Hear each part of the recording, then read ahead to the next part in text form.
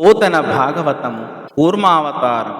ఆ క్షీరసాగరాన్ని అలా మందర పర్వతం అనే కవ్వంతో చిరుకుతూ ఉండగా దానిలో నుండి అప్సరసలు పుట్టారు. కృక్కారు మెరుగు మేనులు గ్రిక్కిరిసిన చన్నుగవలు గ్రిస్సిన నడుముల్ పిక్కటిలియున్న తురుములు జక్కని చూపులను దివిజ సతులకు నొప్పెన్. అలా పాలకడలిలో పుట్టిన అప్సరసలు వానాకాలంలోని మెరుపు తీగల వంటి తలుకైన శరీరాలు, చిక్కిన చక్కని నడుములు, నిండైన కొప్పులు, అందమైన చూపులు చక్కగా అమరి ఉన్నారు అని ఈ పద్య భావం. అటు పిమ్మట రత్నాలకు నిలయమైన ఆ పాలసాగరములో చంద్రుడు జన్మించాడు. అతడు బ్రహ్మదేవుని అనుమతితో తన మొదటి స్థానాన్నే అధిష్ఠించాడు అని ఈ యొక్క వచన భావం. తొలుకారు మెరుగు కైవడి తళతళమని మీను మెరవ ధగ ధగమనుచున్ గలుముల నీనెడు చూపుల జిలువంబుల మొదలి టెంకి సిరి పుట్టెన్రుపా.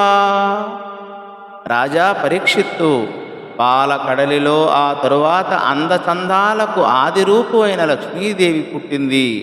ఆమె తొలకరి మేఘాలలో మెరిసే మెరుపు తీగలు వంటి తలతలమనే శరీర కాంతితో సంపదలను వెదజల్లే ధగధగమనే చూపులతో విరాజిల్లుతున్నది అని ఈ యొక్క పద్య భావం. పాలమున్నీటి లోపలి మీది మీగడ ఇసిమి జిడ్డున చేసి మేను పడసి క్రొక్కారు మెరుగుల కొనల క్రొత్తలుకుల మేని చేయగల నీకు మెరుగు చేసి నాటి నాటికి ప్రోది నవకంపు దీవల నునుబోధనీయంబు నూలు కొలిపి క్రొవ్వారు కెందిమ్మి కొలకున వృద్ధున బొలసిన వలపుల బ్రోది పెట్టి పసిడి చంపక దామంబు బాగు గూర్చి వాలు క్రొన్నెల చెలువున వాడి దీర్చి జానతనమున చేతుల జట్టు మడిచి నలువయి కొమ్మ నొగు చేసినాడు నేడు. బ్రహ్మదేవుడు పాలసాగర జలాలపైన తేలే మేగడ మిసమిసలు నేర్పుతూ తీర్చిదిద్ది ఆమె దేహాన్ని నిర్మించాడు. ఆ పైన తొలకరి కాలపు మెరుపుల అంచులతోని సరిక్రొత్త కాంతి రేఖలతో మెరుగుపెట్టాడు.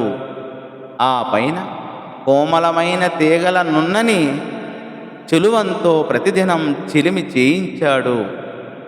ఎర్ర తామరల కొలనులో వేకోజామున వెదజల్లే సువాసనలు ప్రోది చేసి బంగారు సంపెంగల దండ అందాన్ని సమకూర్చి బాలచంద్రుని సొగసుతో పదును పెట్టి ఈ అందాల రాశిని సృష్టించాడా అన్నట్లు లక్ష్మీదేవి ఒప్పారింది అని ఈ లక్ష్మీదేవి యొక్క పుట్టుకను ఈ పద్యములో అద్భుతంగా వర్ణించారు పోతనామాత్యుల వారు. ధన్యవాదములు.